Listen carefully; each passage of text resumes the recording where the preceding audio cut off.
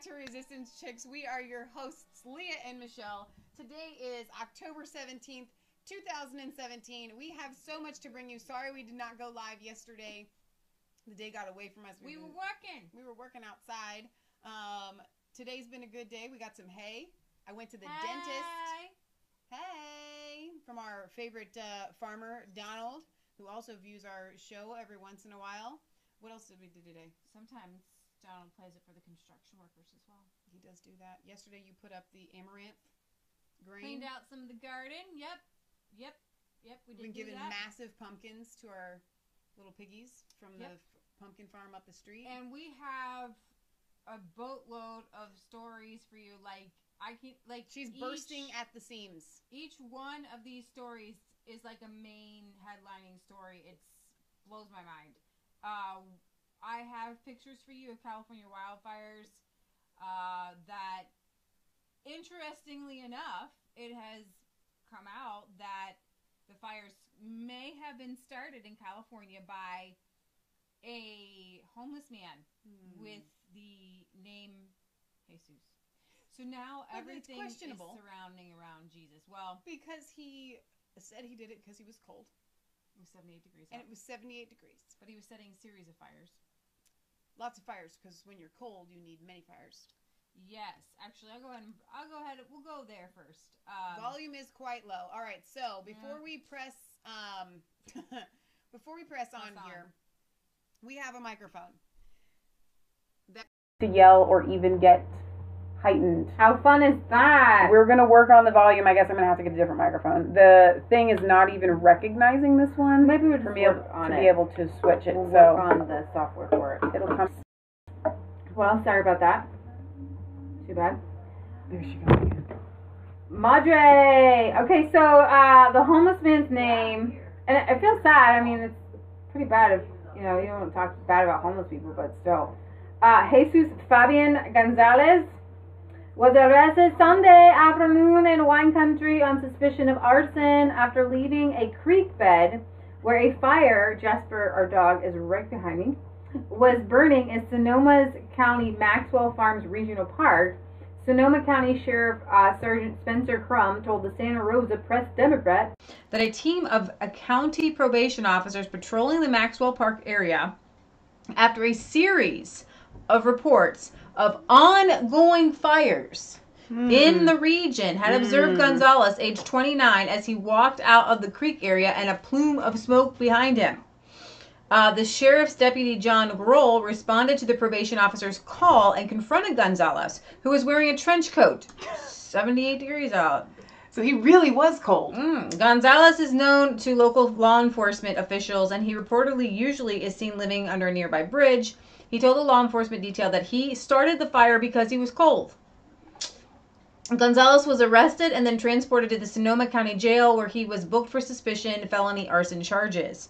The Sonoma Valley Fire Protection District personnel put out the fire, and district arson investigators went to the scene to gather evidence. The Sonoma Times published an article in August about the rise of homelessness in wine country. So it goes on to say that there were 40 confirmed dead, 310 missing, 75,000 to 102,000 people fled this weekend and remain evacuated, concentrating 10,000 firefighters on the 6 major wine country fires. Again, we have a family member who keeps posting pictures. Yeah. I don't know if they want them out on YouTube, so I won't bring them up. But their vineyard is okay for now, but I mean, she posted pictures of smoke and fires and craziness going on all around them. So let's go ahead and look at some of those pictures. $3 billion in commercial residential losses. Some evacuation orders are lifted. So I wanted to bring up a few of these pictures, but let's see if they're coming up for me. Looks like these ones might not come up. Let me see. I'm gonna bring up the next ones. These are some of the before and after pictures. Let's just start this over. I don't know if I'll just go all the way through. Okay, so this you can see side by side. Wow. This wine and bar before and after. Before and after the Kmart here. is gone. Gone. You can see the houses here. And then here. Now, Patriot Gallery had me watch a video which was quite interesting. Talking about, maybe these were started purposefully. When you look at these, it's really odd to me also to see greenery and the trees still standing and the houses burned all around them.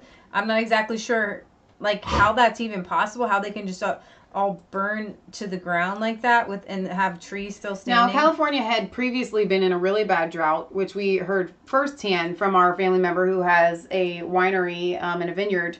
Now, early on in the spring, they had the wettest year in 122 years. Mm-hmm. And obviously, you know that a lot of things can dry up through the summer. However, I did find it a little bit odd that they had the wettest spring ever, and yet they're still having these fires. He brought up this picture here, and I do find it a little bit odd that you have this whole vineyard on the left side that's still alive and green, and it's all blackened right across. And when Lee and I were looking at this picture earlier, I said, it could just be the road in the middle that stops the fire, but all the way down, I don't know. It's a little disconcerting. His theory is, maybe a lot of people are saying maybe these fires were started. Right. Maybe even by some government. I don't know. He has some theories on F5 technology. He talks about, and it is out there, this, and yes, Will, we do mean the direct energy weapons. That's what Leah's referring to. Yeah, that's actually what I was trying to get to. The directed energy weapons, they're like Star Trek weapons. I know they are. So, there is that, and I don't rule out anything. So I wanted to bring that to you guys We were talking about it on a dog walk today, and I said, you know what? At this point, right, from everything we've learned, there is nothing I would put beyond them. Now, that does not mean that Resistance Chicks is officially coming out saying that they did use these. DWs.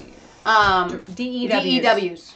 Direct energy weapons. They were not saying that they did come out and use these. However, we have to cover it in case they did. And then if they did and we just let it go on by, who would we be? I mean, you have to talk about these things. Right, exactly. It's not beyond them to do something like this. So they are blaming it on Jesus. Again, Jesus hasn't been in the news, but it's been in the news a lot lately. So Laura Loomer, again, dropping bombshell news.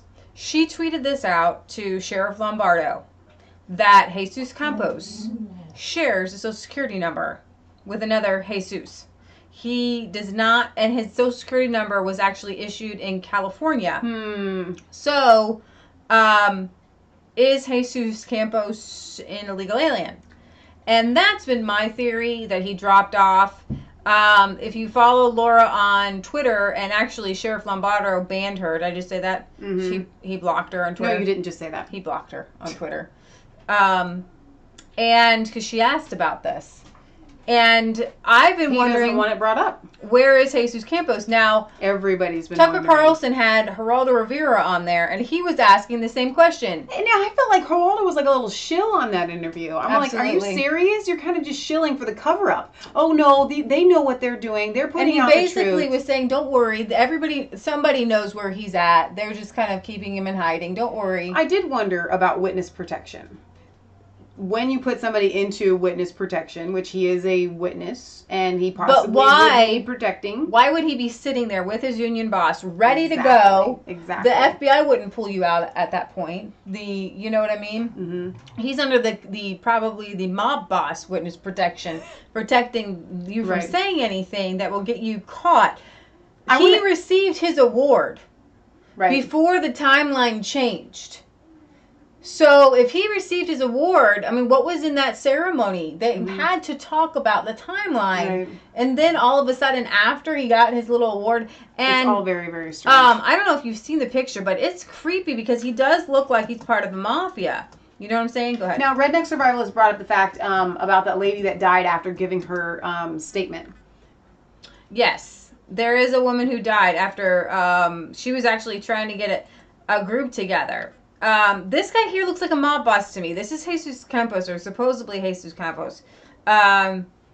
And he's smiling here, but then he looks like death warmed over here. I don't know. But they always tend to use these weird pictures. Yeah. Of them. It's very strange. But as far as that lady goes, I do believe that foul play is a huge possibility and probability in her death. There are so many people that are coming out. We watched a fascinating interview from a lady. You guys may have seen it.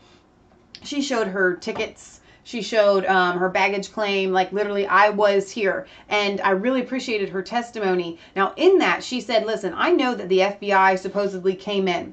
But what I was seeing running around on the ground before the FBI even got there was a massive amount of Homeland Security. And I got to tell you guys, I've seen 2 Homeland Security SUVs within, like, it was earlier this summer in our area. And it is very, very disturbing to see Homeland Security vehicles that look like cop cars. Yeah. You know what I mean? So, to me, the fact that Homeland Security was there way before the FBI was even there, it's very, very suspicious. But nobody's talking about the fact that Homeland Security was there. Right. So, the casino company seems to be in touch with the missing security guard. So the company that owns Mandalay Bay Resort and Casino implied today that it was in touch with the wounded security guard Campos. Now, he seemingly was supposedly vanished to go to an urgent care. That urgent care says I don't have a report of seeing him. And the question is why would he need to go to an urgent care? Some of the Laura Loomer was saying if he was union, then he would have medical benefits. Mm-hmm.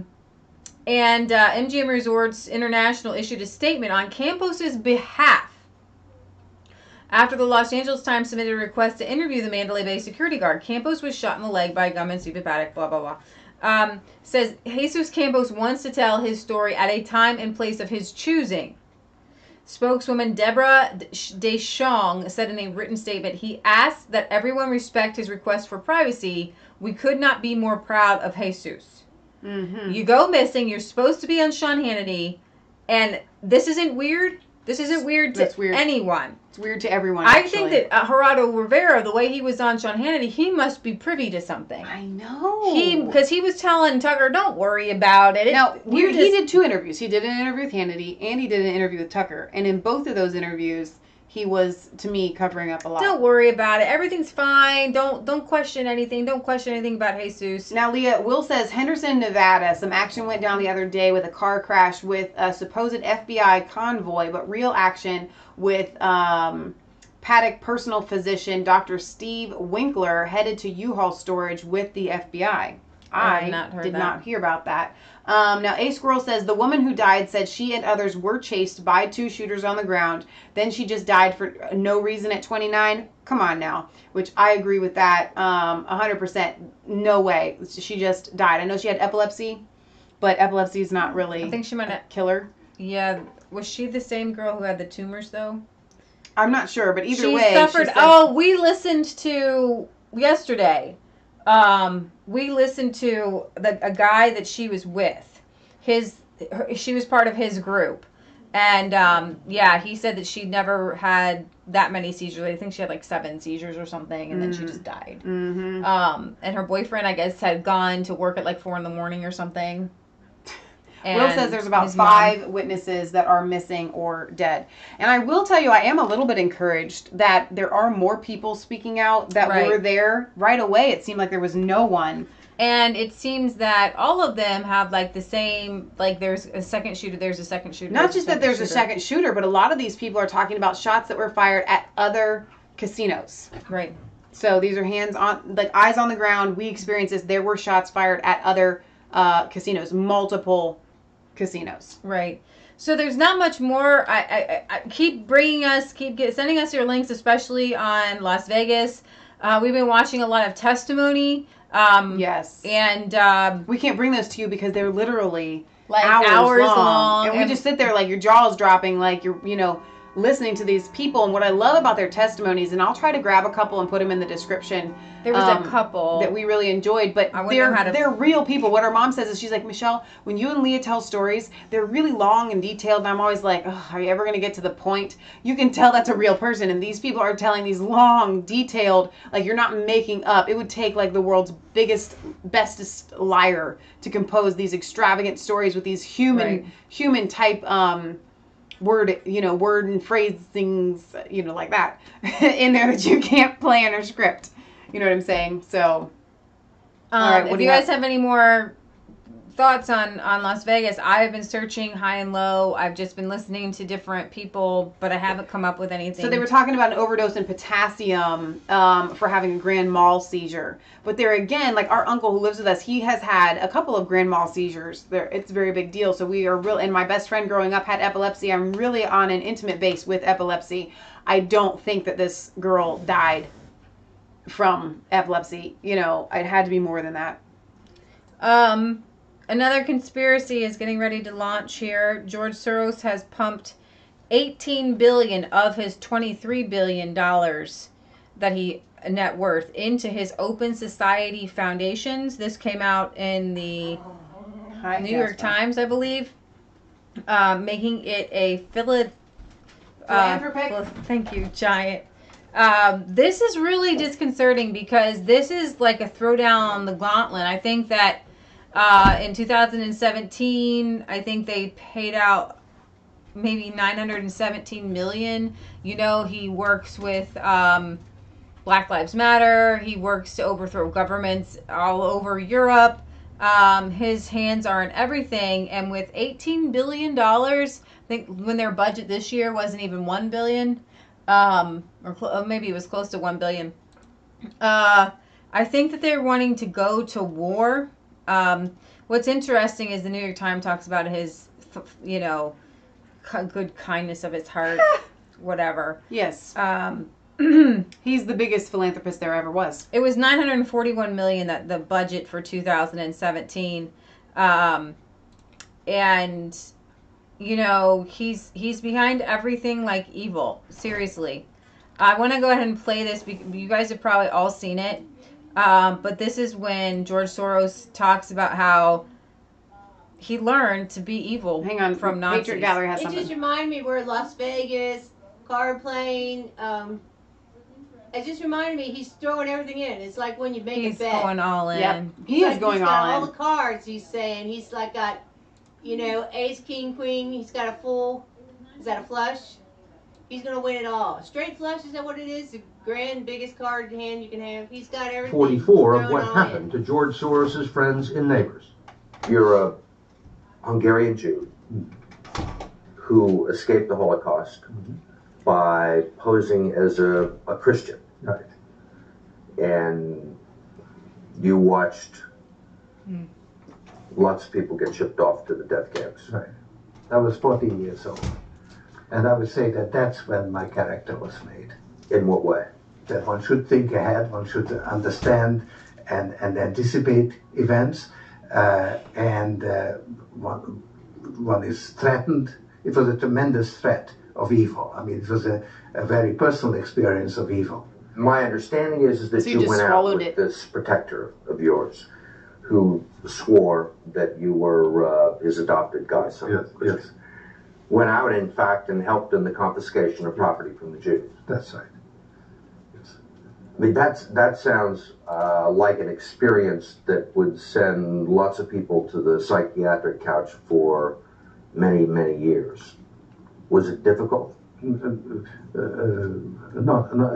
at all. Not at all.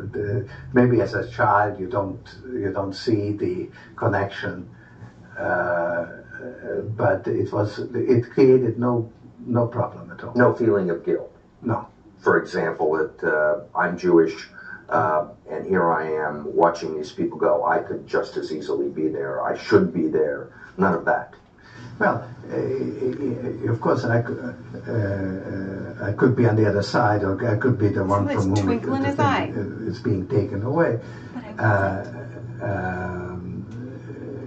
But there was no sense that I shouldn't be there, because that was well, actually, funny way, it's just like in markets, that if I weren't there, of course I wasn't doing it, but somebody else would be taking it away anyhow. In other words, whether I was there or not, I was only a spectator, the property was being taken away. So, just like the market. So somebody's going to be stealing from somebody, so it might as well be me. He is so evil, I have to tell you guys. So evil. You know, I remember being 12, 13, 14 years old. My heart would have been wrenching to know that my family and my friends were being, and my neighbors were being taken off to concentration camps. At the very least, you would go along with it until you could get to a place where you could go against it. You know what I mean? At the very least, that's what you would do. How can I utilize this position to then go back and help them? That thought never crossed his mind. Yeah, I don't know. I just can't. Mark says he was not a spectator. He was an active participant.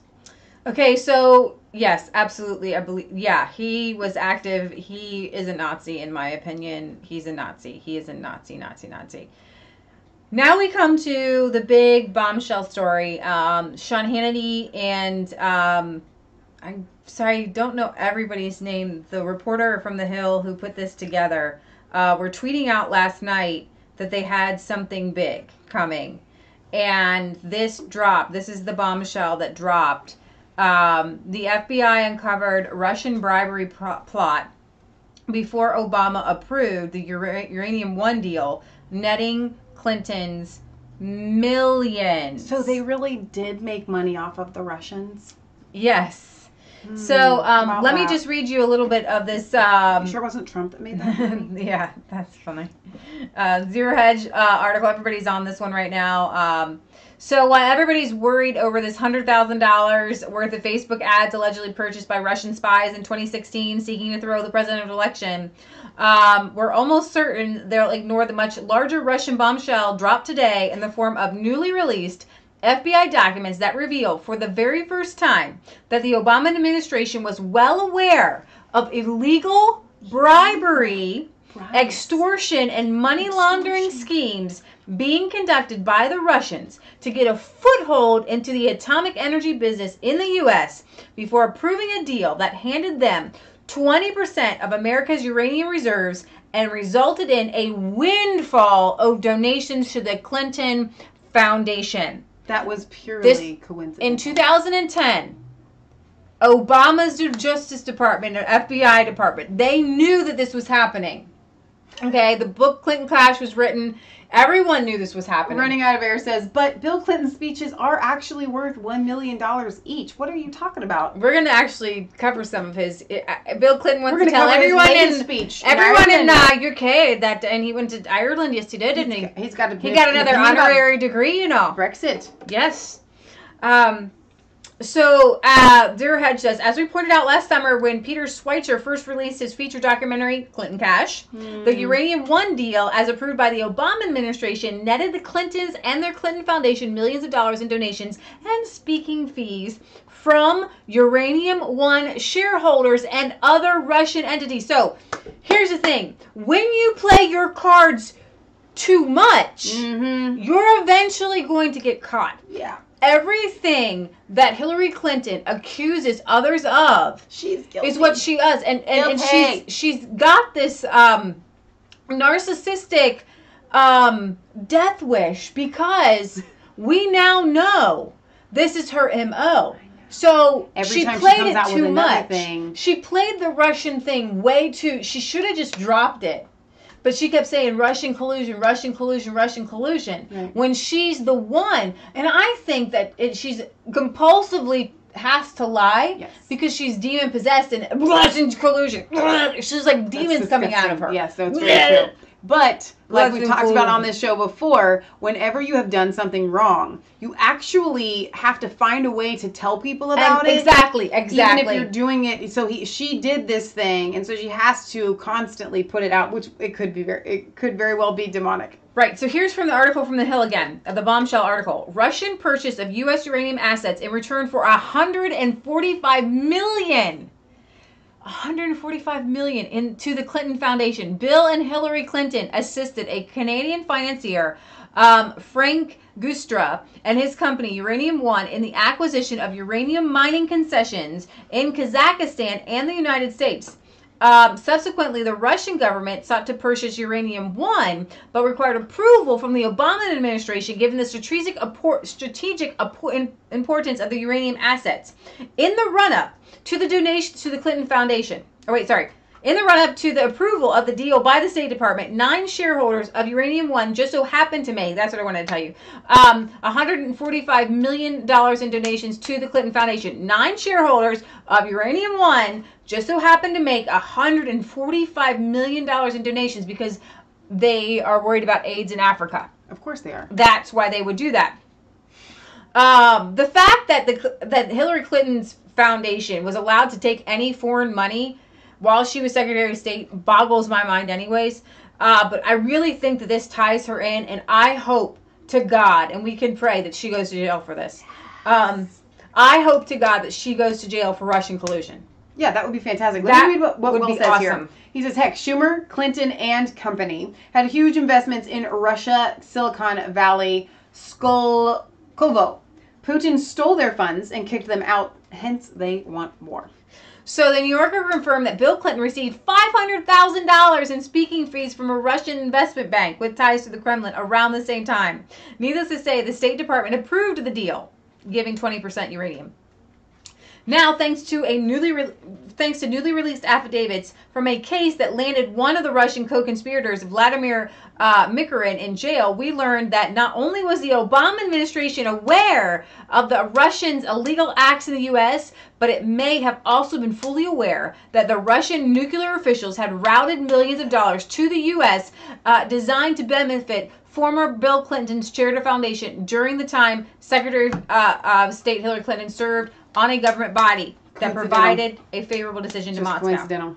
Before the Obama administration approved the controversial deal in 2010, giving Moscow control of a large swath of American uranium, the And I FBI love that we're had giving that to already Russia. gathered. The FBI had already in their basket of eggs. Oh, here we go. Here's a little bit of collusion here with the Clinton Foundation. The FBI had gathered substantial evidence that the Russian nuclear industry officials were engaged in bribery, kickbacks, extortion, and money laundering designed to grow Vladimir Putin's atomic energy business inside the United States. According to government documents and interviews, federal agents used a confidential U.S. witness working inside the Russian nuclear industry to gather extensive financial records, make secret recordings, and intercept emails as early as 2009 that showed Moscow had compromised an American uranium trucking firm with bribes and kickbacks in violation of the Foreign Corrupt Practices Act, FBI and court documents show. They also obtained an eyewitness account backed by documents indicating Russian nuclear officials had routed millions of dollars to the U.S. Designed to benefit Bill Clinton. Okay, so this boggles my mind, and actually, it doesn't matter when Clinton goes to jail. It would have been great for her to go to jail beforehand, but I am happy that she ran against Trump. Yes. Because I do believe that she was the candidate to lose against Trump. Absolutely. I So concur.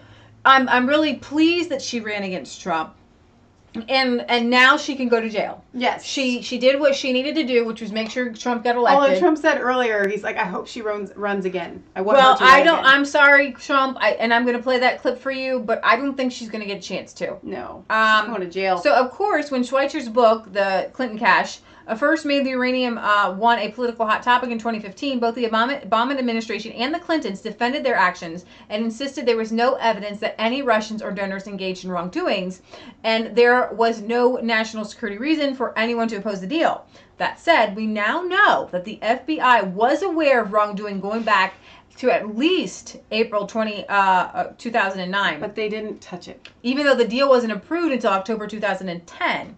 But the FBI, Energy Department, and court documents reviewed by the Hill, this is the big Hill bombshell, show the FBI, in fact, had gathered substantial evidence well before the committee's decision that Vladimir Merkin, the main Russian overseeing Putin's nuclear expansion inside the United States, was engaged in wrongdoing starting in 2009. The final decision occurred in October 2010 when the State Department and government agencies on the Committee on Foreign Investment in the United States unanimously approved the partial sale of Canadian mining company Uranium One to the Russian nuclear giant Rosatom, giving Moscow control of more than 20% of Americans' uranium supply. In 2011, the administration gave approval to Rosatom, Tenec's subsidiary, to sell commercial uranium to U.S. nuclear power plants in a partnership with the United States Enrichment Corp. Before then, Tenex had been limited to selling U.S. nuclear power plants processed uranium recovered from dismantled Soviet nuclear weapons. So what they're saying is they took our uranium and sold it back to our United States companies. Can you repeat that sentence one more time? They took our uranium, and then now Russia is selling it back to our companies. You said sold. Sold. Did I say sold? You said they sold it back. They sell it back. They Come sell on, it back to y'all. us, This is you know? country news. Don't you know? They sell it back to us. And guess who ran the FBI's investigation into this particular Russian plot? The Hill notes that the American the McCain, sorry if I'm saying it wrong, probe began in 2009 under Robert Mueller. So he knew that this was happening. Okay?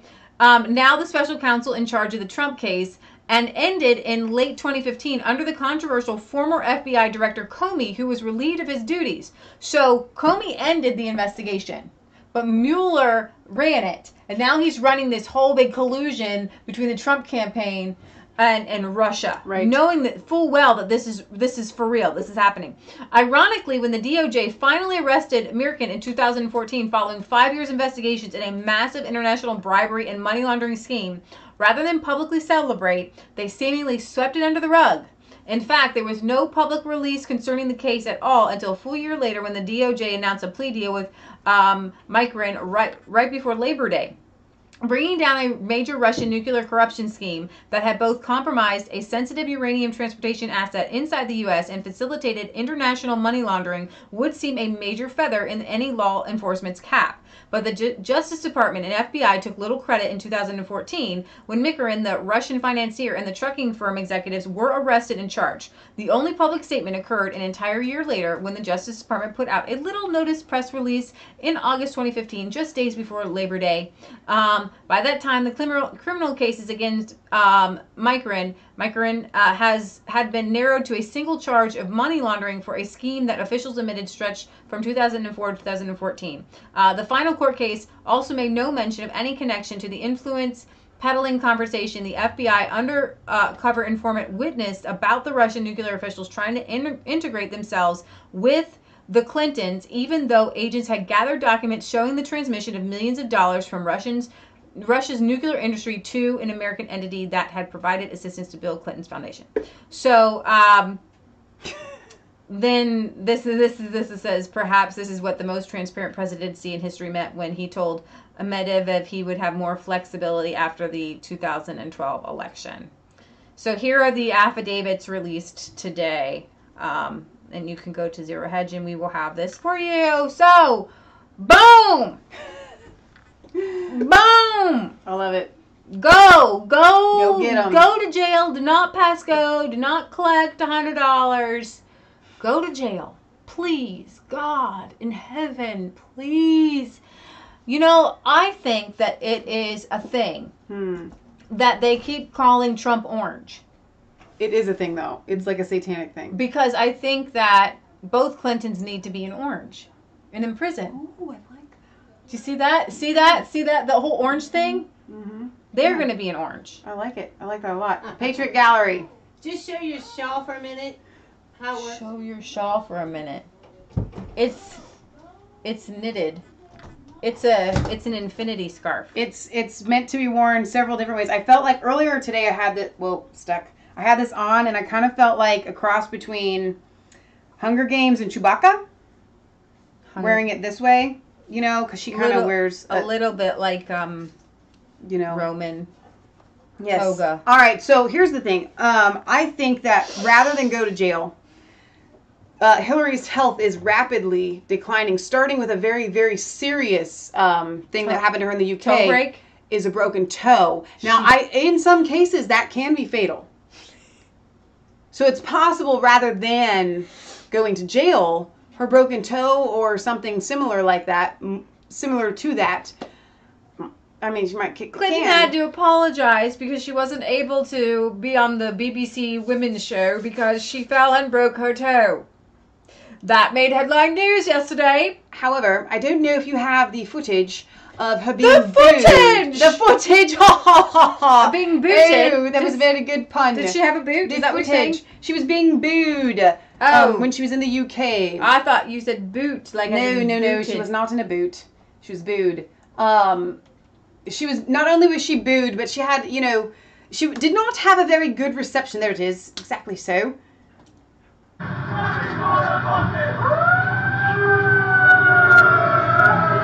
Horatio sent this to me yesterday. This is at Swansea University in Wales. Yes. Go away.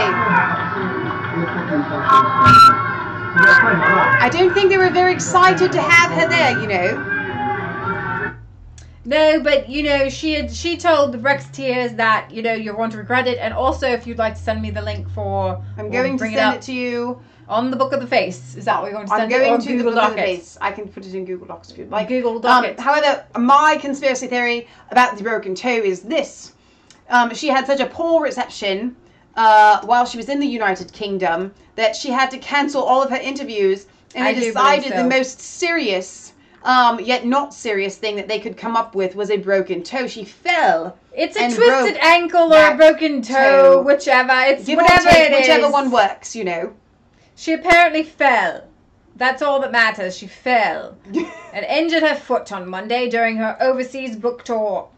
That was it. That's all there is to it. She twisted her ankle. She broke her toe.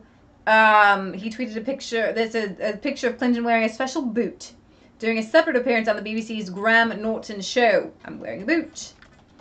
So she said she actually broke her toe after apparently running down the stairs in heels and falling backwards. I'm sure she ran. Running like a sloth. Oh my gosh. Sloths run. They do slothy run. They have a very slow slothy run of sorts. Okay, so hang on, I'm trying to get this to you. Actually, I could just pull it up.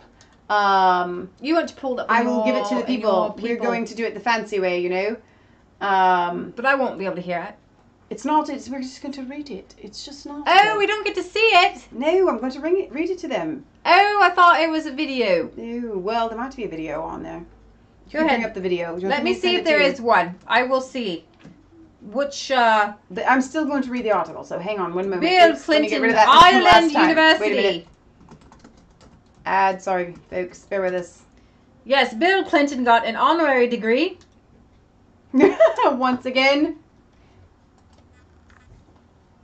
And he's telling Brexiteers, you're not fully aware. Michelle's going to read this in her Irish accent. All right, if I can let this go. Video? Hang on. I see the article, but I don't see a video. Oops. Maybe it'd be better not to hear its voice. That's my Bill Clinton. Now, let me get rid of this one. Issue 2. Oh, right. Okay, don't know what that is. Radio? Dang it. You want me to I have it up. Nope. Let me just read it. No, I got it. I think I have it all here. All right, now we have to go to Irish. Is that video even playing? I hope that video is not playing. Sorry, guys. I hear a video playing. No, you don't. Is that just a time delay? I hope it's not a video playing. All right. Irish. Bill Clinton suggested that the people who backed Brexit did not understand the impact of their vote as he accepted the honorary degree in Ireland on Tuesday. The former US president told Dublin City University that the voters are only just starting to understand the consequences of leaving the European Union. mimicking a voter who said, oh my God, I don't know, I was going to lose that to the customs thing and all the economic benefits. Why didn't anybody tell me that? All right. He also told the audience that Britain's decisions to leave the EU was motivated by people focusing on the differences rather than similarities. Mr. Clinton warned about inequalities and divisions spreading around the world, saying, "Now there are lots of people who think that they are less human." Now, given the economic, is that still him quoting? Oh no, that's still him. Now, given the economic inequalities and the rapid pace, social change, and all the upheaval that's going on, people are reassessing whether what we have in common is more important than our differences. A lot of people beg to differ. That's really what the Brexit vote was all about. Wife Hillary, who is currently in the UK to promote her new book about losing the United States election to Donald Trump, has made similar, thank you, Jasper, arguments. Speaking on a British political show, the Andrew Marr Show, she said that the vote had been won on a big lie after the proliferation of the fake news online. She told Marr, "I don't even do a good Clinton, do you? I don't even know how you do her. It's all a bunch of lies." The big lie is a very political, potent tool, and we've somewhat kept it at bay in Western democracies, partly because of the freedom of the press. Obviously, there have always been newspapers who leaned right or leaned left, and they kind of counterbalanced each other.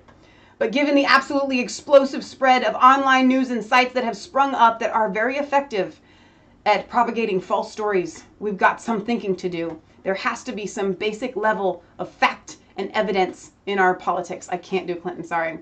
No, you can't. No one can do that. Mr. Clinton was at the DCU in order to accept the honorary doctorate, the highest honor of college bestows for his work in the 1998 Good Friday Agreement. The accord was signed midway through his terms in the White House after he took a more hands-on approach to the United States diplomacy at the height of troubles. During his speech, Mr. Clinton renewed his calls for greater cooperation in the world to solve global crisis. He said, "All partnerships that are community-based are held together not because everybody agrees with everybody else, not because we still don't have our particular identities, but because cooperation is better than conflict or isolation in any environment in which you must be in touch with others." It's a simple proposition, but we are relitigating it now. Mr. Clinton said this happened in the Brexit vote, but also in elections in France, Germany, and the Netherlands and Austria. In every place, there was a nationalist party that said the other is dragging us down. We can't accommodate all diversity, he said.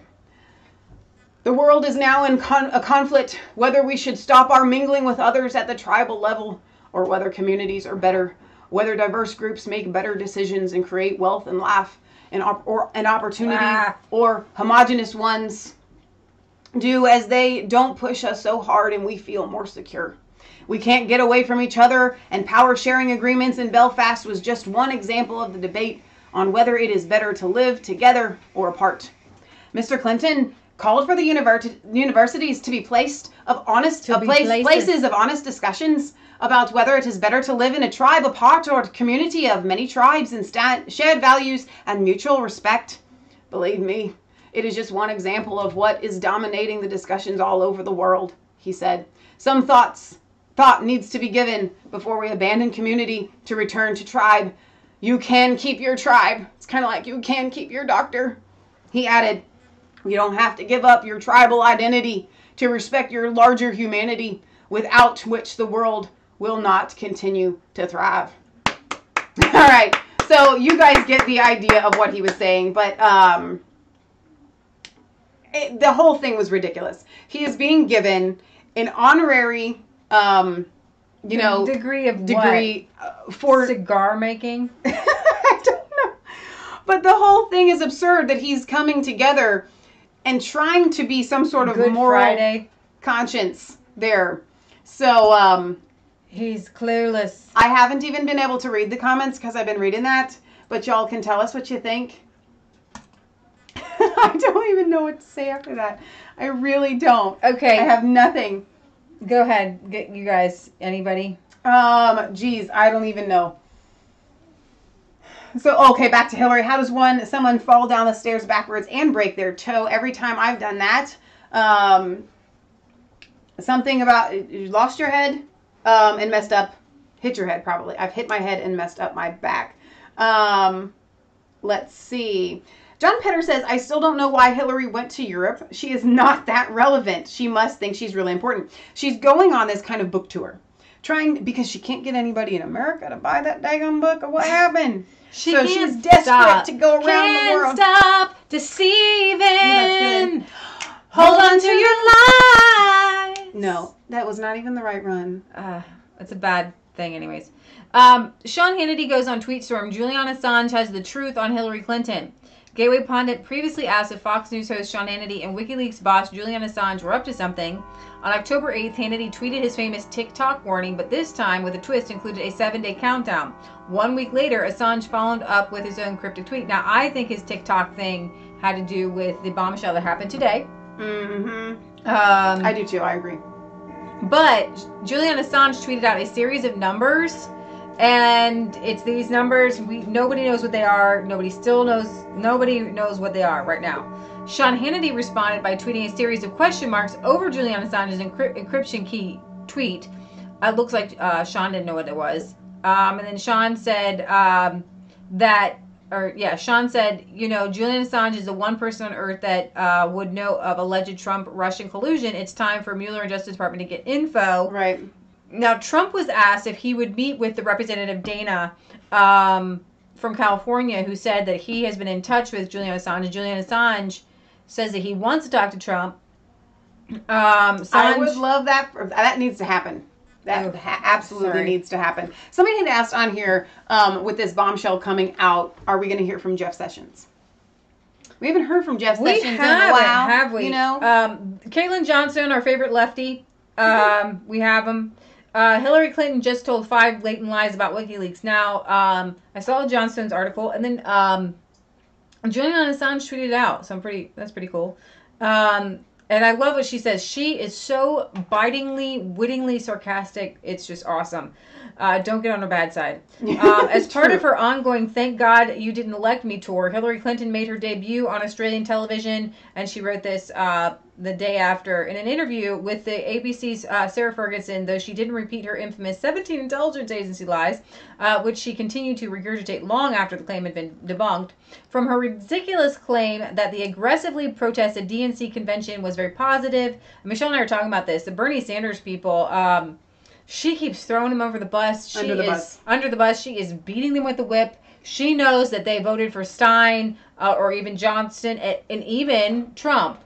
And so she's just Sanders, obviously. Well, I don't think you can. They could have. You could have. We wrote in a third party name. Well, yeah, they probably could have just written them in just as out of conscience. Right. It was either that or not vote. Right. For a lot of them. She blamed her loss on everything. But in this interview, she really slams WikiLeaks. And she says this really cryptic thing on how Julian Assange is working for Russia, and he's an altar boy for Russia, whatever. And she claims that WikiLeaks never publishes anything against Russia. But then Johnstone pushes this out. WikiLeaks Spy Files Russia Part 1. And then Thread, 2 years ago, I wrote an article highlighting then 650,000 documents relating to Russia. And if he's such a, she says this, I don't know if you guys want to hear her voice or not. Martyr for free speech. Why doesn't WikiLeaks ever publish anything coming out against Russia? And then line number 2, Podesta leaks were timed to eclipse the Access Hollywood grab 'em video. And then Julian Assange says on Clinton's timing conspiracy theory that we had a pending publication about to launch on the election was everywhere in the media for days. We were meant to launch that morning. It is the Trump tape that was moved forward from Monday to Friday.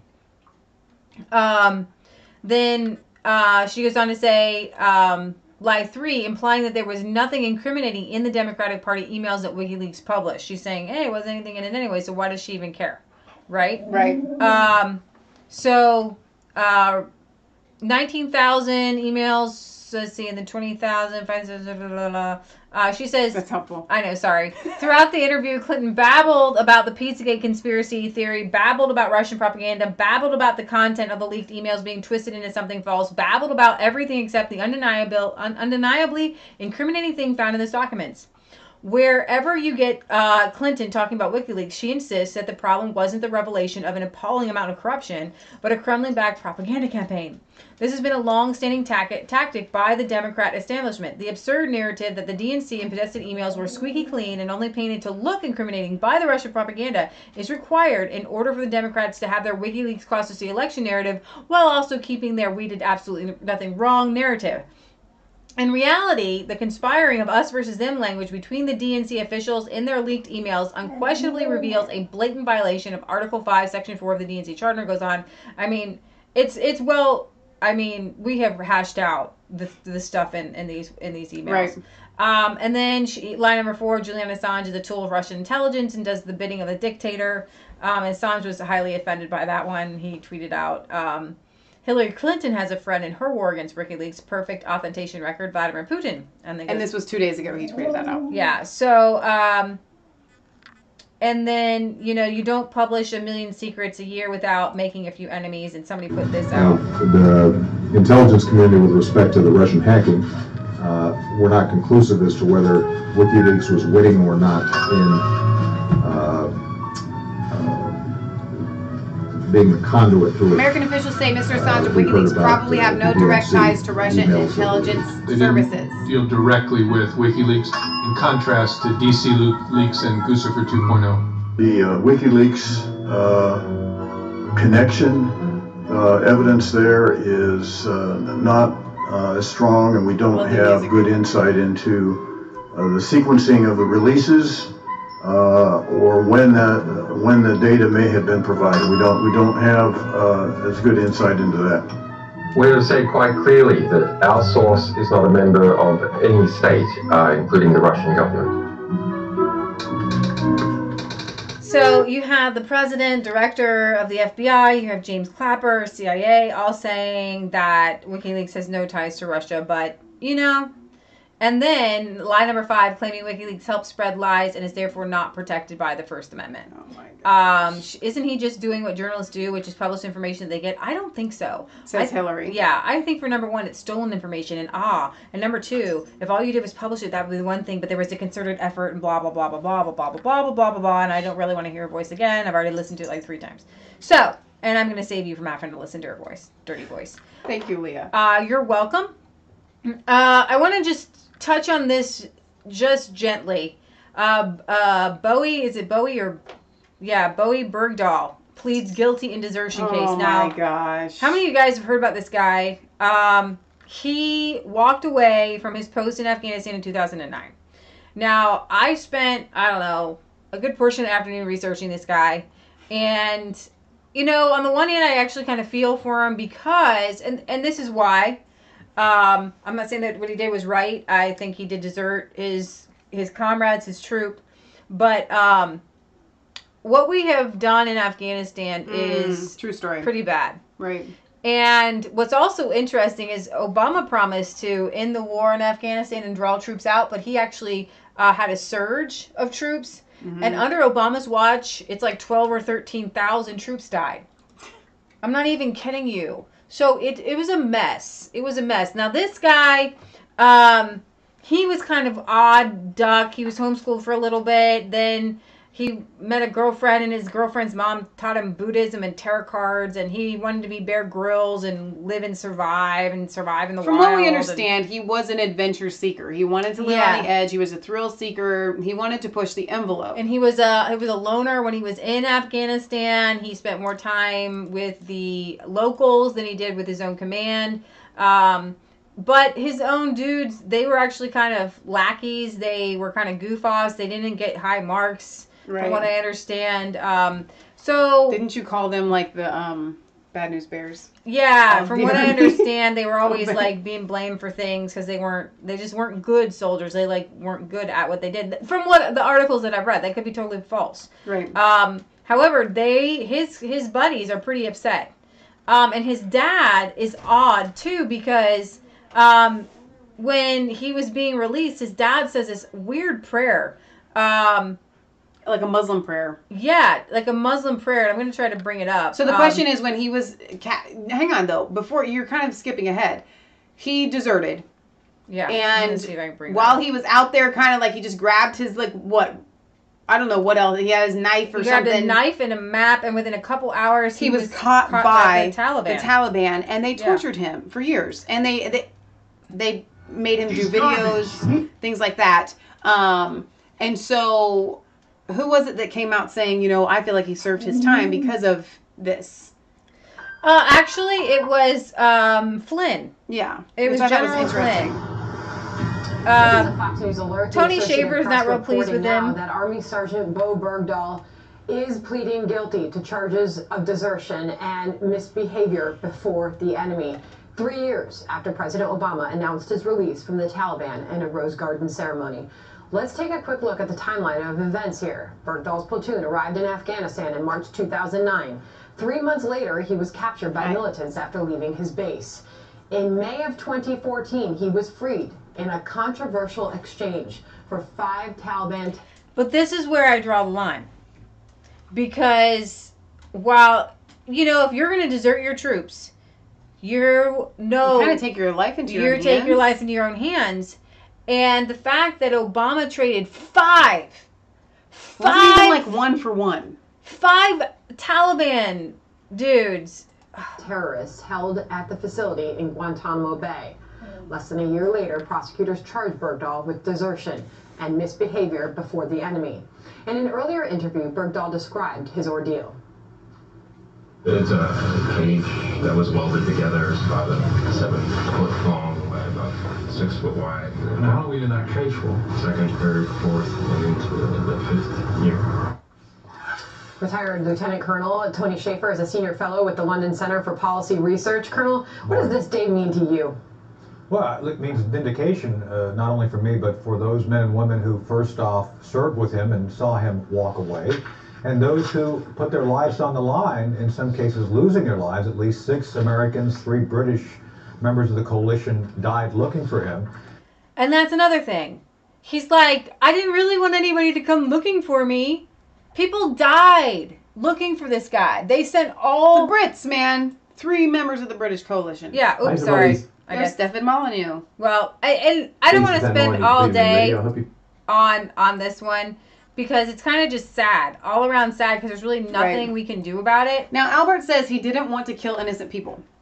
And that's possible. But that's not why he left. That's not in the emails that... I was reading his emails. He was saying that he hates America. What we're doing over there is bad. But you know what?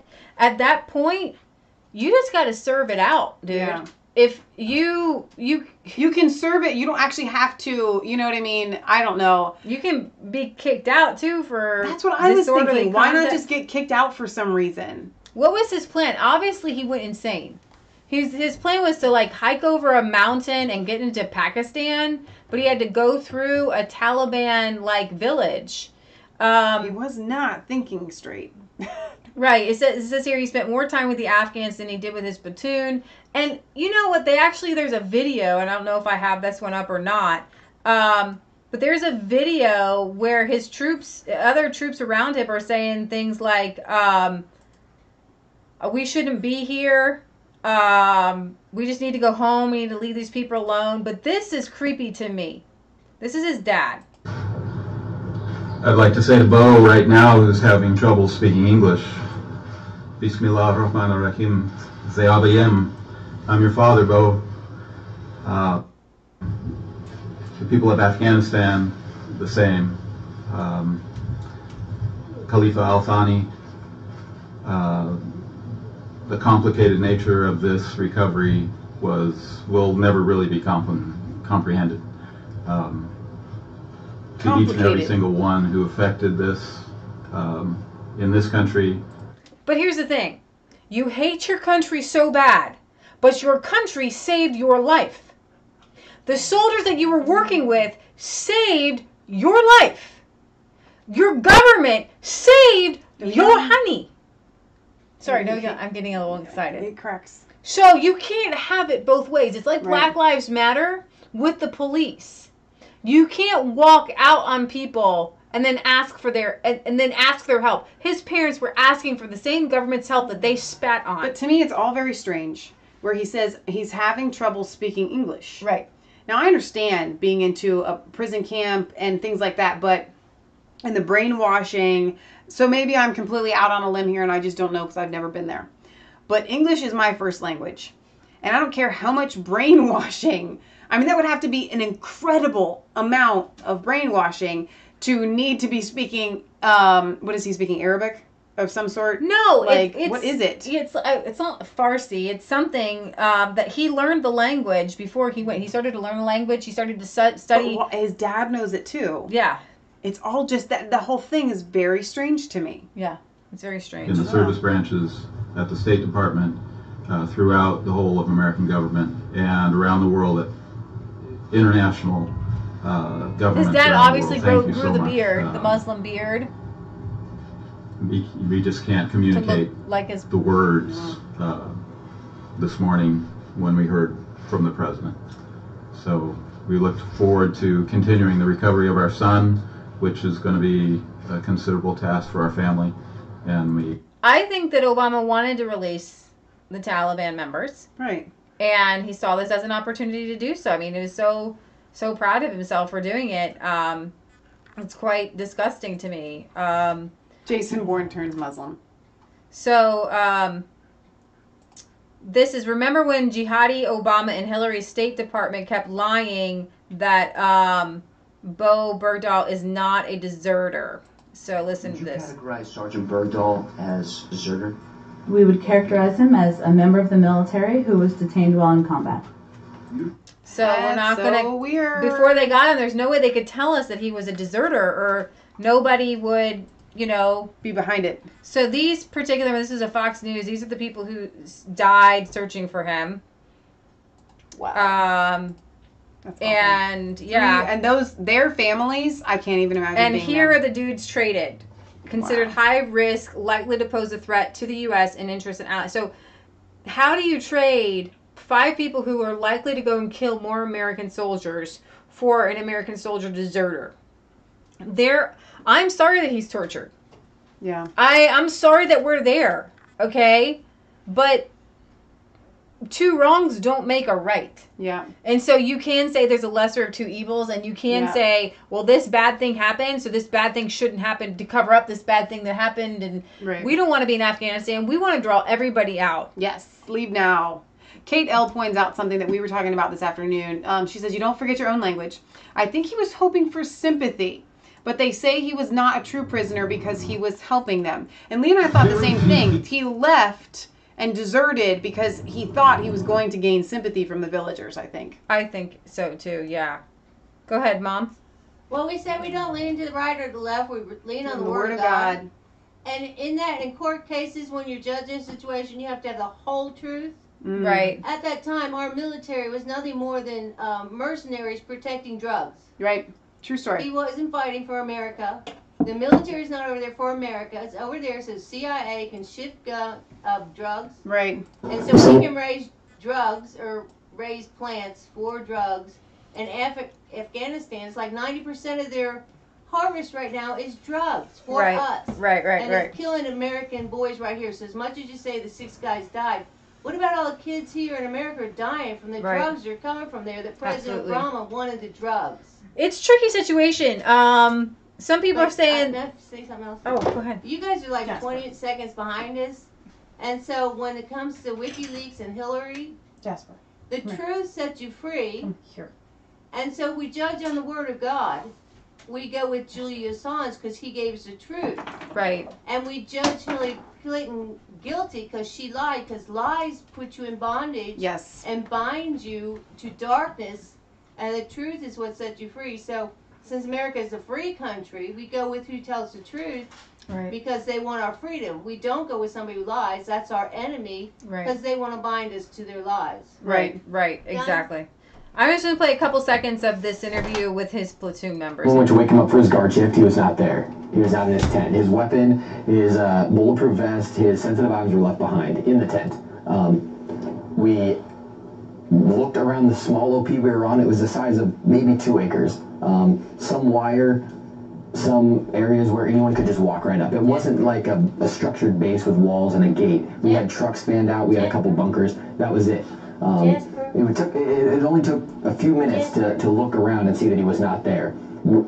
And at that point, we knew nothing. We knew he was gone, and we had nothing else to go on. So we pushed a patrol out right away to go to the neighboring village that's right there to see if we could find somebody who could give us some information, a direction of travel if they saw anything.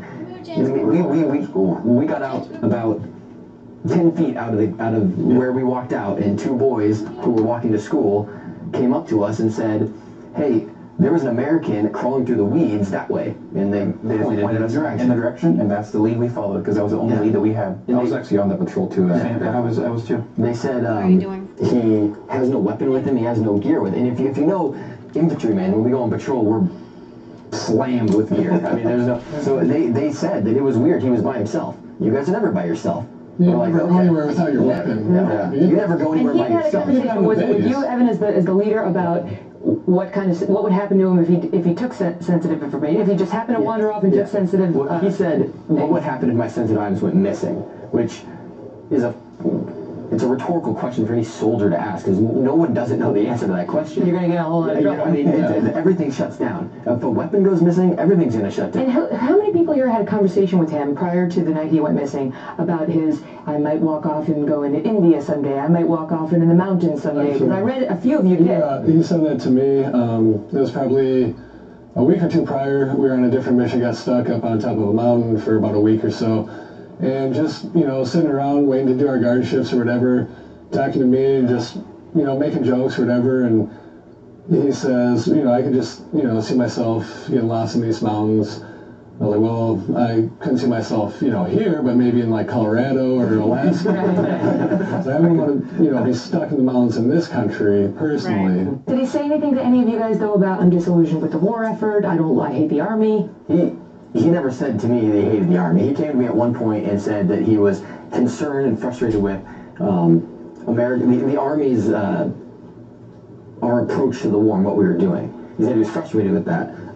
He was disappointed in the way he thought us going to war was going to be, we were going to go to war. It was gun battles every day. The war today is not that way.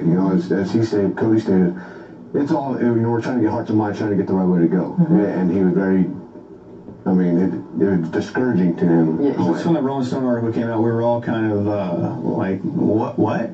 Because the emails... Because it had these devastating quotes. Well, the emails he sent to his father were completely different from what he was saying to people in the platoon about what he felt about the war. He wasn't talking about the horror of being an American. No, he was wanting to do more aggressive stuff, and he was frustrated that we weren't allowed to do it. Do you believe, because I know you have some anecdotal evidence, that you feel, a couple of you feel the attacks got worse on your unit after he disappeared and so on? I think everyone would agree that that's clear. That the attacks got worse. But how many of you believe that he had something to do with that? Raise your hand if you believe that.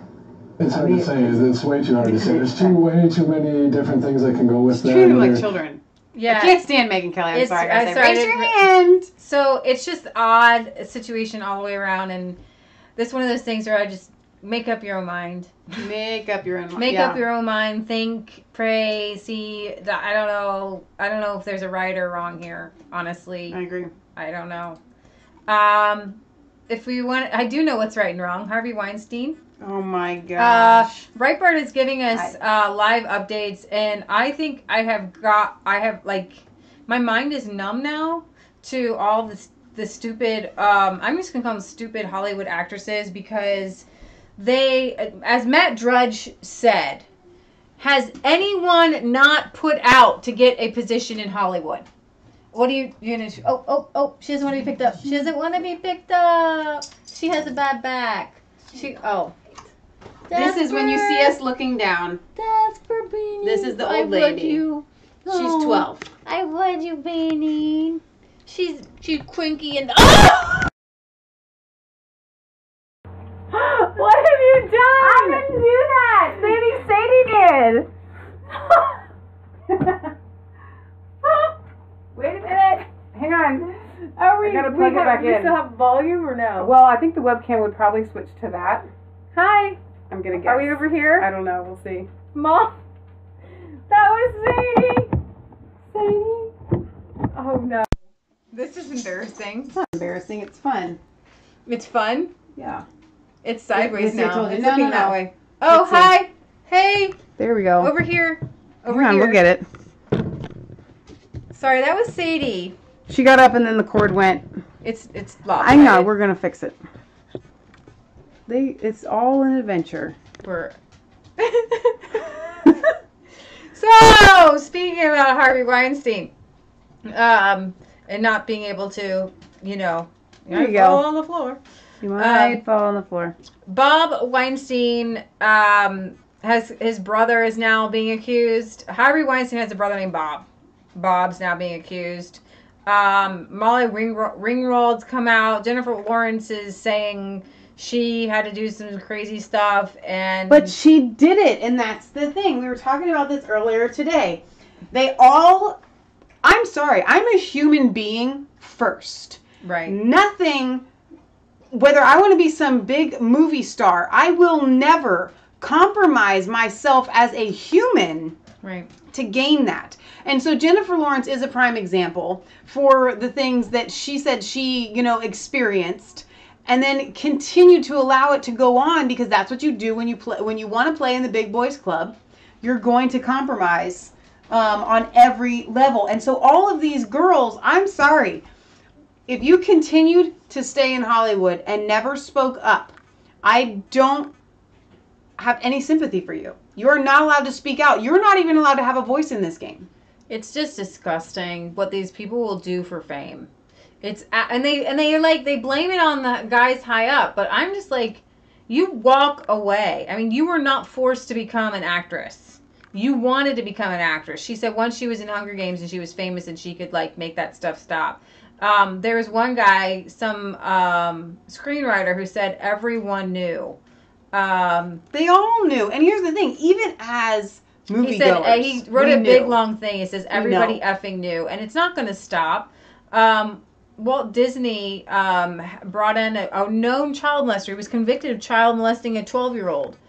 They knew he was, and they still let him on the set making a movie.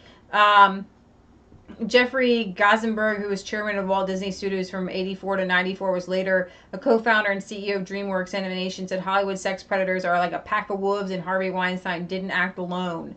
The casting couch has been in Hollywood from the beginning, he said. The complicity around the acceptance of it and silence about it is a crime. Harvey Weinstein, make no mistake, he is a monster, but the problem is there's a pack of wolves, and I've had hundreds of meetings with Harvey Weinstein, and literally not a single time was Harvey abusive to someone in my presence. Well, of course he's not going to do it in front of you. Right. You're a dude. Okay? Seriously. He's got to wait till he can take his shower anyway. Yeah. His fetish was, and there's more shower accusations, and I just, I don't know if I can, I don't know. I want to be done with it, but there's a new thing every day. Speaking of disgusting, this is going to come up. There's kids in your rooms, just don't watch. This is Sweden. Okay? This is Sweden today. Okay. A Swedish journalist is launching a new series of sex education books, which he says are aiming to answer key questions posed by newly arrived migrants on how to meet people, how to flirt, and how to have sex. These pictures are not... Do not do these pictures. Aiming to reach as many people as possible, the explicitly illustrated book, Me and You, will be published in 3 editions, as well as Swedish. There will also be an Arabic language version, especially for those who are new to Sweden. The books follow a previous title by the author, The Simple Sex Book for Children, pictured above, by the way, above. The book was featured on Sweden's TV4 Tuesday morning. I have video up, but it's really kind of creepy. Where a number of the illustrations were revealed to the breakfast show's audience. It's like the Today Show, selling right, some like shelf. Good Morning America or something. Yeah, it was like Good Morning America for Sweden. And it's just crazy that they would have this on there. And they were laughing as if it was... In one, this bearded man with a hood is shown him imagining some sort of group fetish where some girl's wearing Mickey Mouse ears and another woman's beating him with a whip. I don't know if this is like Mickey Mouse meets Wonder Woman. So that's a way to do things in Sweden. No. Another picture, let's see, appears to address the issue of underage sex abuse. So this is a picture. This is awful. And this what's weird about these okay. pictures, and I'm not going to show you, there's another article that... That's 2 girls. I know. It's a lesbian woman and a child girl, a little girl. Molestation. But they draw these really ugly, heavy-set people. And she says, no, we have to wait till you're older. She says, can we have sex? And he says, we have to wait till you're older. I mean, this is pedophilia. How do you get in touch with someone in a hurry, and how do you get together? Like, how do I have sex really quick? He says, I want this book to reach the classrooms for immigrants all around Sweden. The book is only the latest in a number of recent initiatives in Sweden. The Swedes are so messed to up. close the discrepancy between long-established sexual norms in the country and the views of many thousands of migrants who have made Sweden their new home during the course of the migrant crisis. And then I'm not going to open this up. This was in April. There's a new sex brochure released by this LGBT NGO in Sweden, which graphically in horrible illustrations, I'm going to open that up. No, horrible cartoons with fat people and doing group things. It's really disgusting. Because hairy people, they're just drawing if you imagine like the ugliest heavy-set gay man doing gross things, they draw it. They draw it. I mean, just weird. And let's see. I need to call out to my Swedish people. Yes, Stop another this project this madness. time by the Swedish Ministry of Youth for Civil Affairs was released in September, specifically tackling the concept of consent in an effort to drive down sex attacks involving young migrants. I'm going to play this for a second. I do not speak Swedish. Jag håller upp dem så får du förklara. Ja, men gör det. Hur får man kontakt I wanted to show you that this is like a Och well hur man put together ihop show. Onani bra eller kan det vara farligt? Vad är mens egentligen och hur fungerar en kondom? En del av många But frågor they're like som promoting ungdomar ställer it. när de berättar om sig själva i de här And they're böckerna promoting som these jag pictures höll upp. with Som heter Jag look away if you have kids. This is gross. And this is on their morning show in Sweden. And they're not saying, please don't look at this, don't watch it, don't And buy they're it. smiling. Inte Chavez Perez har skrivit boken, journalist, Look at this smile on his face. So creepy. And so these are the people, part of it, and this is what they wanted to do. Oh jeez, can we just not even? Yeah. We get, Och hur pratar man med So, sina we don't even kompisar? speak This is on the Swedish show, and I was outside and I was thinking to myself, I am so glad that my grandfather came over from Sweden, and I don't want to go back. I want to be here. I don't want to be there. No, and I'm not going there. And I'm never going to Sweden until it gets a righteous revival of Jesus Christ sweeping the nation. And I want to say, Sweden, what has happened to you? My brothers, my sisters, my Swedish blood, Viking blood flows through your veins. What is wrong with you people? This is not normal. Vikings would cut your head off. No, you know what? Obviously, I don't know. Here's the beauty about the Vikings, right? Even when the women were butch, that was desired. It was like Klingons, right? That was desired by the Viking men. It didn't actually turn them into homosexuals. It made them more desirable, because they could go and like eat a human heart or something. And I'm not saying that was okay either, but you know what I'm saying. I mean, the Vikings were not really great people. Let's establish that right here. No, they were bad. Actually, it could be that this is Swedes just another just kind part of have this like process of evil and depravity of the all mind. their Christians left for America. Yeah. All the good people left. Okay, so anyways, I had to share that with you. I'm sorry. You may now throw up in your own cup or something. No, don't do that. I think that's all the links I have. Let's see. That's not what I want. I clicked on the wrong thing. Let me see on this other window if I have anything else. Oh, yeah. Okay. So, Bannon's going to war against the GOP, whatever. There's a couple incumbents that have seats that he's going to attack with some patriots. Yes! Now, McConnell is angry and he's fighting back. And this is what McConnell... With all the Muslims, like I'm 20 seconds behind you. With all the Muslims, they're turning into Vikings again. Yeah. The Muslims are like Vikings, and they're like they are back kind in of time and forgetting civilization and forgetting Yes, where right. they've come since Vikings, and now they're going back to Vikings again, and women are being raped and rioting and all this barbarian. Exactly. Barbarous people. Exactly. What Mama Patriot Galler said. Okay, so this is what Mitch McConnell has to say. You know, the goal here is to win elections in November. Back in 2010 and sometimes when I 2012, we nominated several candidates, Christine O'Donnell, Sharon Angle, Todd Aiken, Richard Murdoch. They're not in the Senate.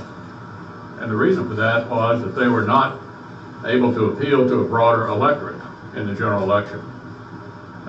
My goal as the leader of the Republican Party in the Senate is to keep us in the majority. The way you do that is not complicated. You have to nominate people who can actually win, because winners make policy and losers go home. We changed the business model in 2014. We nominated people who could win everywhere. We took the majority in the Senate. We had one skirmish in 2016. We kept the majority in the Senate. So our operating approach will be just my rebuttal to you, McConnell, is what good is it to elect somebody with an R next to their name if they're a D in their heart? Ooh. What good is it? You elected Democrats. Who cares? Nobody in Congress right now, in the Senate or in the House, they're all rhinos. is getting anything done. So what you have just proven is that y'all stink. All of y'all. Y'all are just awful. And President Trump on Senator McConnell and Congress, we're not getting the job done, and I'm not going to blame myself. But we're not getting the job done. And I'm not going to blame myself, I'll be honest. They are not getting the job done. We've had health care approved, and then you had a surprise vote by John McCain. We've had other things happen, and they're not getting the job done. And I can understand where Steve Bannon's coming from, and I can understand, to be honest with you, John, I can understand where a lot of people are coming from, because I'm not happy about it, and a lot of people aren't happy about it. We need tax cuts. We need health care. Now, we're going to get the health care. So Lindsey Graham came out and said, "You got our lives, our elections are on the line in 2018 if we don't, he said repeal and replace. Trump has gone on to say repeal and replace. So now they're saying that it was always before it was just repeal, right? Now Rand Paul has some really great ideas to just get some common sense reform on the books that would help everybody. We were talking about healthcare insurance it's not insurance. That's the problem. Insurance is something that you just use, like if you get in a car accident, or if you're home. Bingo. That's what insurance is. But it's not supposed to be something that you actually draw from all the time. Right. Exactly. Like so you're going to use it however So if much. we're going to fix health care, it can't be tied to insurance. Exactly. Okay, because insurance is for catastrophic things, whereas you don't have insurance for everyday needs. You don't have food insurance. Like, we all buy into, a thing where we all need food, and sometimes we need more food, and what I mean? That's called socialism. Yeah, exactly. Now, we haven't done kind of a little off rabbit shoot like this in a long time, but a lot of times you guys are asking, and I see it in the comments, okay, we're hearing the problems, what are the answers?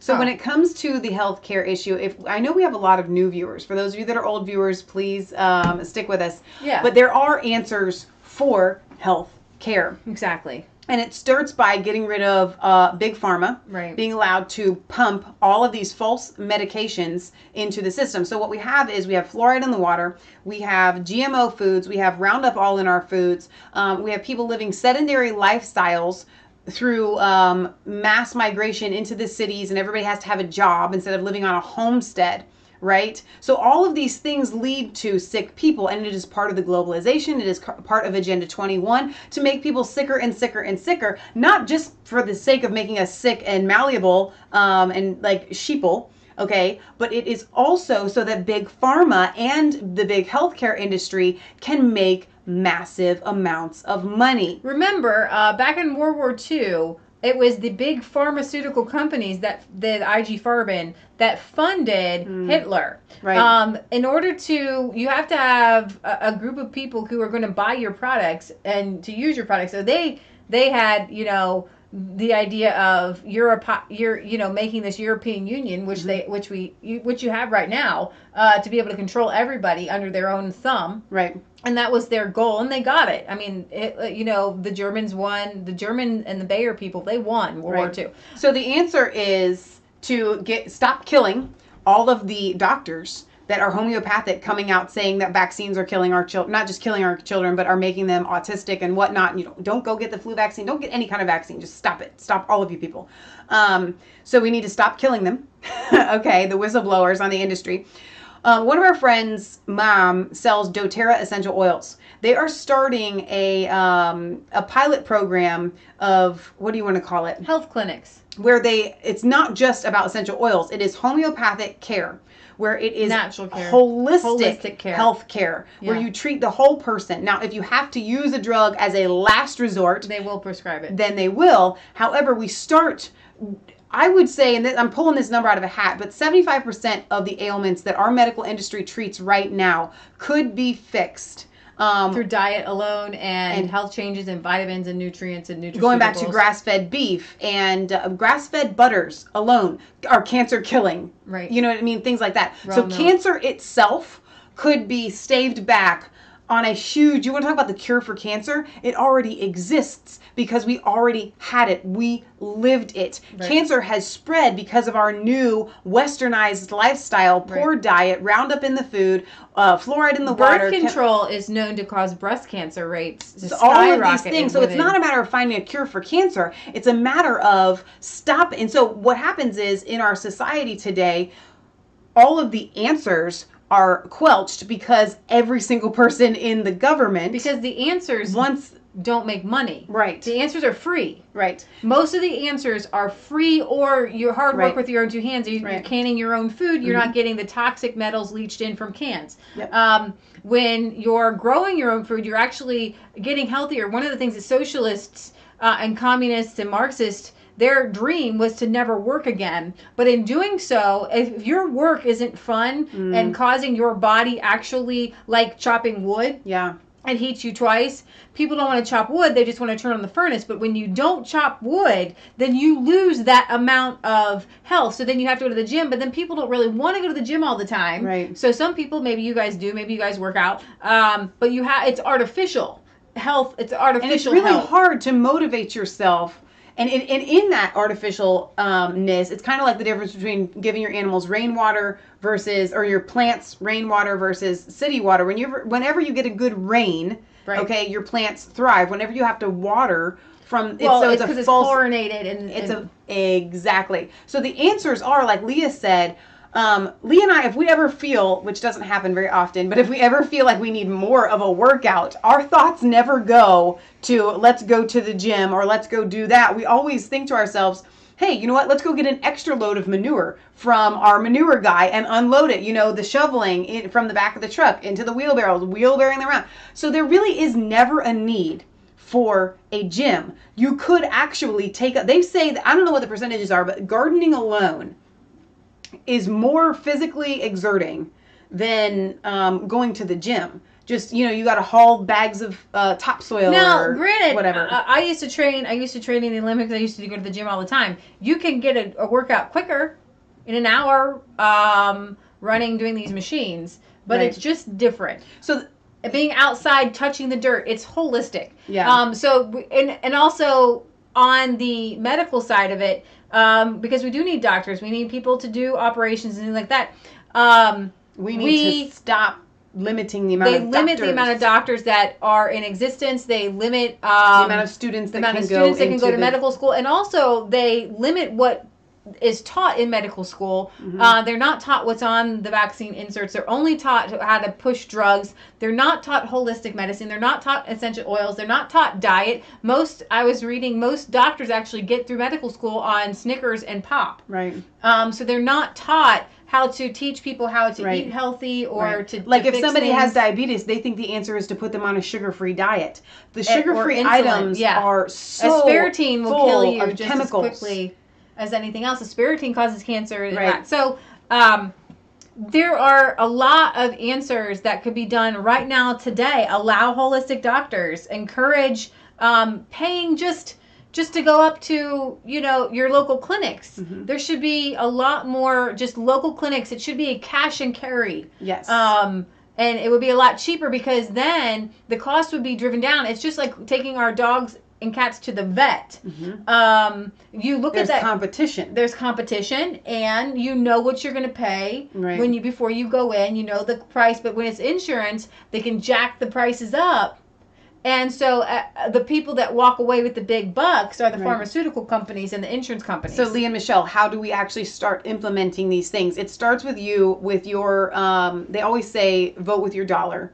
Or vote, you know what I mean, with your lifestyle. Make the change yourself. Start doing these things yourself, okay? It's not gonna be a big, you know, it's like droplets of water. The easiest thing you can do is create a monsoon. change the food that you eat. Try getting organic. Try growing your own food. Buy locally. Do the little things.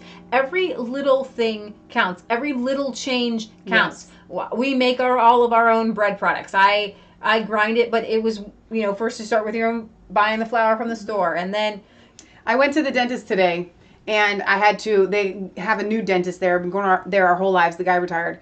So we have a new dentist. And I had to fill out a new form, which I've never had to fill out before. It's a medical history form. And so I'm going through it. And it's like, do you have this? Do you have this? Do you have this? And I am 33 years old. And I had, like, out of the 50 questions that were there, the entire boxes were no. No, no. All right? The only reason that I can say no to every single one of those health issues is because of the lifestyle that we live, my relationship with Jesus Christ, and the foods that we have now eaten. If we hadn't made that change 10 years ago to the proper foods, my health probably would start to decline in my 30s, and I would probably be checking a lot of these different... Growing up, we ate Little Debbie's. We ate it all. And so I hand the form back into the lady, and she's like, oh, that was fast. And I'm like... well, I'm pretty easy because I have all of these no's, only to the glory of God for him showing us how to live right. So what I'm saying is, don't feel guilty if you're. You can start at any time, right now. You can make changes. I have seen people get healed from cancer and major maladies just from holistic remedies. Yeah.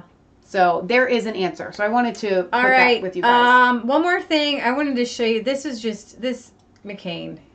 Organized and led to 3/4 of a century to abandon the ideals we have advanced around the globe, to refuse the obligations of international leadership.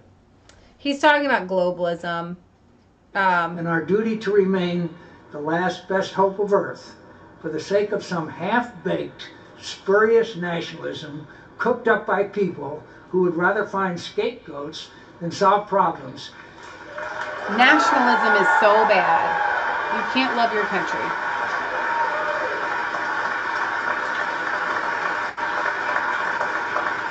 Is as unpatriotic as an attachment to any other tired dogma of the past that America... Any other tired dogma of the past. We are the one world government. We are the new world order. Yes. We are globalists. And you have all poured water on our fire, and we are mad. And I have a brain tumor because of it. Yeah. Can I say something? Yes, Patriot Say Gallery. something. Let's talk about our health. Not to discourage people. We suffered a lot and went without a lot before we had the land. Yes. You know, we went without electricity. We had to wait for God to lead us. Yep. So don't try and do this yourself. Yeah, let the Lord hearing lead you. God, without hearing the Holy Spirit. Right. You cannot get yourself free. Only the power of God can set you free. Trust God to deliver you. Yes. Yep. You just have to take time to be alone with God and hear Him. Yes. So, you know, we wouldn't be in this situation if we hadn't. In 1998, we started hearing God. Yeah. So change doesn't happen overnight. Yeah. It took us a long time. I mean, that's literally a 20-year progression that we've gone through. We lived in apartments. I love soil so much. I love touching soil. I love when you've lived in an apartment and you finally have land to just plant stuff in, it's so different. Right. Like, your life is so different. I think that's kind of it. There's a couple other weird stories, like... That's just disgusting. Abortionist caught with aborted baby parts in his car, pleads no contest. He was performing, like, illegal abortions out of his car sometime. That's disgusting. 7 and 5-year-old abortionist Michael Arthur Roth was caught by police with 14 containers of aborted baby remains in his car. It says that this is a saga dating back to October 2015 when police discovered stolen drugs, abortion equipment, and aborted baby remains in the trunk of his car. According to reports at the time, police in West Bloomfield, Michigan found 14 containers of human tissue, possibly fetuses, medical equipment, and large amounts of fentanyl, a drug used for pain and sedation, leading to suspicion that Roth had been secretly carrying out illegal home abortions. The discovery of the cache came about as a result of an automobile accident in which Roth hit a child with special needs, critically injuring him. Police investigators obtained a warrant to search Roth's impounded car and found the human tissue in containers, along with other contraband during the search. Roth and an accomplice had stolen the instruments and fentanyl from an abortion clinic owned by Roth's former employer. Wow. In the aftermath of the discovery, federal agents raided Roth's home and office in Michigan and removed bags full of evidence. The case earned Roth the nickname the Trunk Abortionist. This was not, however, the first time he made news because of his irregular practices, which included a history of botched abortions, prescribing drugs without a license, and medical board discipline, as well as a restraining order against him by his wife. And in 1988, he admitted he had no objections to performing sex-selective abortions. Wow. And the New York Times reported that Roth would do prenatal diagnosis to determine the sex of the child or refer patients elsewhere for it, and then do abortions if the women requested them. Oh my gosh. So, you know what, guys? Here's the thing. Getting pregnant is a miracle. So many women and men, obviously, as a couple, so many couples try to get pregnant for years and years and years and years, and they cannot get pregnant. Aborting a child just because of its gender so that you can try again, I mean, to me, that seems the ultimate of arrogancy. You know, arrogance, I guess is the right word. It just, to me, I'm like, seriously, every life, whenever a child is conceived, a miracle has taken place. This was a beautiful thing. I'm going to end on this. Matt Walsh, somebody gave this weird scenario that his name was Patrick Tomlinson, and he posted a hypothetical on Twitter. And his hypothetical was, you're in a fertility clinic. Suddenly, a fire breaks out. The building begins to quickly burn down because the clinic apparently has no sprinkler system, in clear violation of safety codes. And you're about to make a run for your life. You hear crying in another room. You open the door and see for some unknown reason, there's a 5-year-old child standing in the frozen storage unit of this facility. Why is the fertility clinic keeping frozen 5-year-olds? You don't have time to figure that out. You also notice on the other side of the room a big box marked 1,000 viable human embryos. Do fertility clinics really keep human embryos in boxes labeled viable human embryos? Maybe, apparently so. But anyway, you have to choose between saving the 5-year-old or the box of embryos. Why can't you grab both? Maybe you're holding your Starbucks latte in the other hand. Who knows? You can only save one. That's the game. Which do you choose? And he goes on to say, everyone would choose a child, which proves the human embryos have less value, which proves somehow that abortion is okay. And he goes on to declare that no pro-lifer has ever or will ever answered the question honestly. And Matt Walsh made some really great points. He said, here's the thing. I'm going to grab the child for several reasons. One, this is an emotional reaction that you're talking about. Mm-hmm. He said also, if I see your 5-year-old child standing there and my 5-year-old child standing there and I get to choose, I'm choosing my child. Right. Does that mean that your child has less intrinsic value? That's a very good point. He also said, I don't know if those embryos are actually viable. Right. No one has said. You know what I mean? But here's the thing. There's a difference between the embryos sitting there and an embryo inside of a human that is growing and living. Exactly. And it's Matt Walsh makes some really good points, and he goes on to give some other hypotheticals.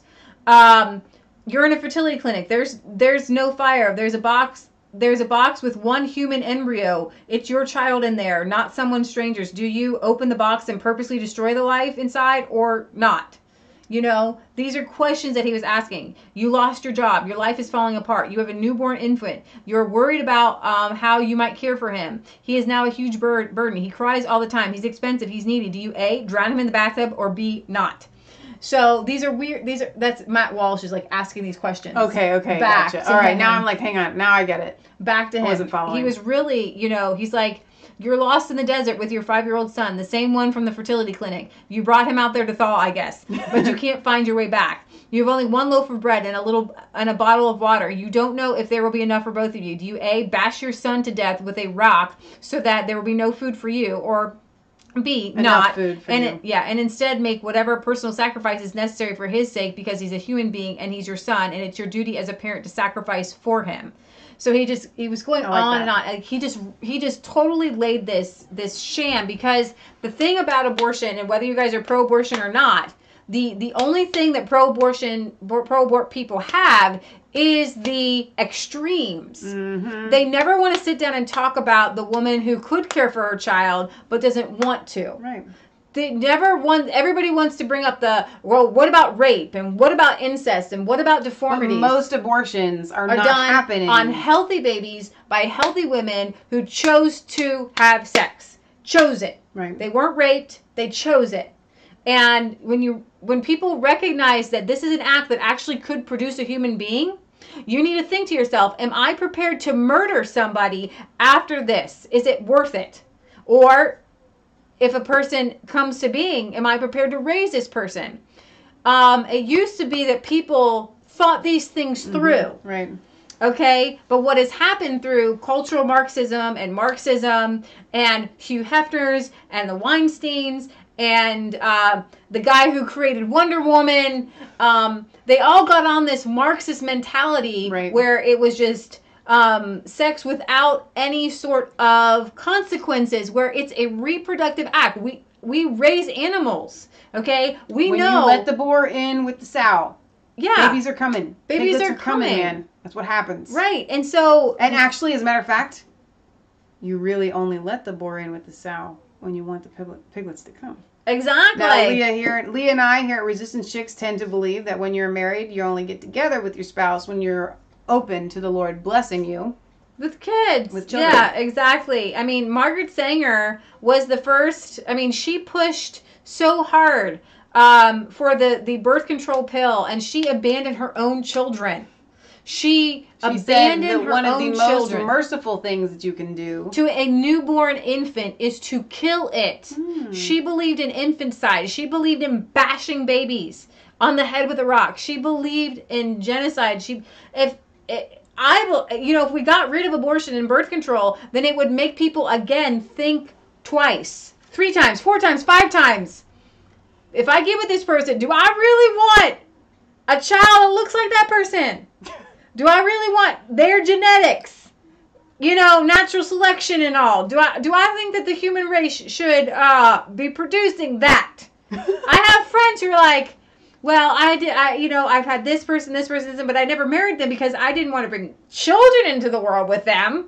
And I'm just like, call me old-fashioned, but I would never be with somebody if I didn't want to bring children into the world with them. And I believe that is what God intended from the very beginning. All right. One person said the other day, God has been in the matchmaking business since Adam and Eve, which is a very long time. Now, why did God bring two together as one? To bring forth a godly seed. So the fact that these people are always getting together and just saying, well, it's just for getting together, I can't control myself. Well, you've just reduced yourself to animalistic behavior. Everybody should be seeking God before this happens. Now, what do we do in the situations where people don't know God? Do they deserve to commit murder because they were ignorant or whatever of their follies? No, nobody deserves to kill anybody ever on the basis of, I just didn't know, and now this child is going to be a burden. All right, so on that so note, Michael says from Poland, in Poland, abortion is legal only in the case of rape, mother health, life at risk, or child dysfunction. People are discussing the Down syndrome, if it should still be allowed to kill in this situation. That's interesting. That's so like Thank the you for that opposite Polish of like Iceland. Yes. Let's see. Will says Margaret Sanger, is the basis for partial birth abortion even. Yes, and she was very sick. Kate says, when women say having an abortion is no big thing, then why for the rest of their lives do they regret doing it and then are depressed and sad? It's very true. I mean, unless you're kind of sick and demented, most women are always depressed and sad. And listen, you know, we have a heart for people who get pregnant outside of wedlock. I was supposed to be aborted. My mom got pregnant with me outside of wedlock. And my dad said, well, I'll pay for the abortion. $300. Am I worth $300? You know, I'm glad I'm here. I'm glad my mom chose life. That I believe in a God who can take any situation, any negative situation, and turn it around. And that's what we want to tell people when you're in a situation where you're like, I really should be married, or I really should have more money, or I really should have a bigger house, or I really should have this. Listen, you guys, there are people who have families. You live in a hut and they, you know, beetles. God will supply your needs if you seek Him. Yeah. My mom often said after the fact, because she had to go to work after my parents got divorced, and it was really hard on Leah and I, because my mom always knew that she was called to stay at home, to raise us. Every child deserves the right to have their mom stay at home and raise them. And she said, you know what? I would have rather, looking back on it, and Leah and I completely agree, we would have rather have lived out of our car and had our mom staying at home than for us to be in, you know, the public school system, or babysitters, or even with, at the time, our grandma was really abusive as well. So we would have much rather have had nothing. And I can't.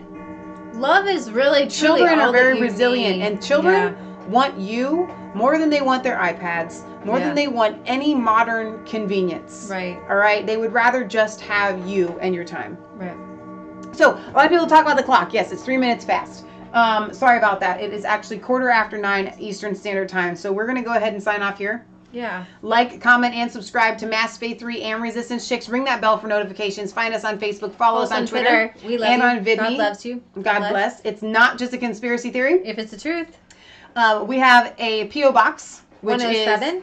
Yeah, P.O. Box 107, Milford, Ohio, 45150. That is Resistance Chicks. If you guys want to send us letters that we can read on air, we would absolutely love that. I feel like I'm missing... Speaking of Clinton Clash, I was trying to come up with like this MC Hammer. Stop, collaborate, and listen. The Clintons are on a brand new mission. No, always on the same old mission. That's what it is. Lie, deceive, and... Can't remember what it was. It was really good. You're going to buy a new transmission. I don't know. I'm just going with the rhymes, man.